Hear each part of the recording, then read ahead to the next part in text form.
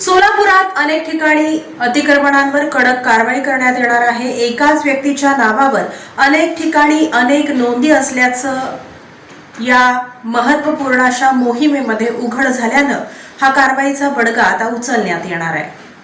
शहरात वाढत्या अतिक्रमणाच्या समस्येमुळे नागरिकांमध्ये तीव्र नाराजी व्यक्त होत असून एकाच व्यक्तीच्या नावावर तब्बल अनेक ठिकाणी अतिक्रमण नोंद असल्याचा गंभीर आरोप पुढे आला आहे।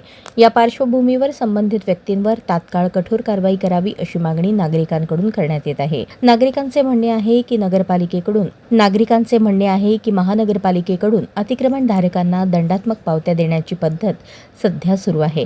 मात्र या पावत्यांमुळे अतिक्रमण करणाऱ्यांना अप्रत्यक्षपणे संरक्षण मिळत असल्याची भावना व्यक्त केली जात आहे। दंड भरून पुन्हा त्याच ठिकाणी अतिक्रमण करण्याचा प्रकार वाढल्याने शहरातील रस्ते, पदपथ आणि सार्वजनिक जागा बाधित होत आहेत।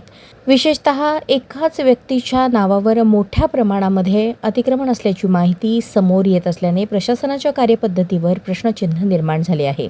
या सर्व प्रकरणांची सखोल चौकशी करून संबंधितांच्या नावाने काढलेल्या पावत्या सार्वजनिक कराव्यात अशी ही मागणी समोर येत आहे। नागरिकांनी पालिका आयुक्तांना आवाहन करताना सांगितले की अतिक्रमण करणाऱ्यांवर फक्त दंड आकारण्याऐवजी थेट कारवाई करून अतिक्रमण हटवण्यावर भर द्यावा। तसेच दंडात्मक पावत्या देण्याची पद्धत तात्पुरती बंद करावी जेणेकरून अतिक्रमणाला आळा बसेल। दरम्यान या गंभीर आरोपांवर महानगरपालिकेकडून अद्याप अधिकृत प्रतिक्रिया आलेली नसून प्रशासन याकडे कशा प्रकारे पाहते याकडे शहरवासियांचे लक्ष लागले आहे।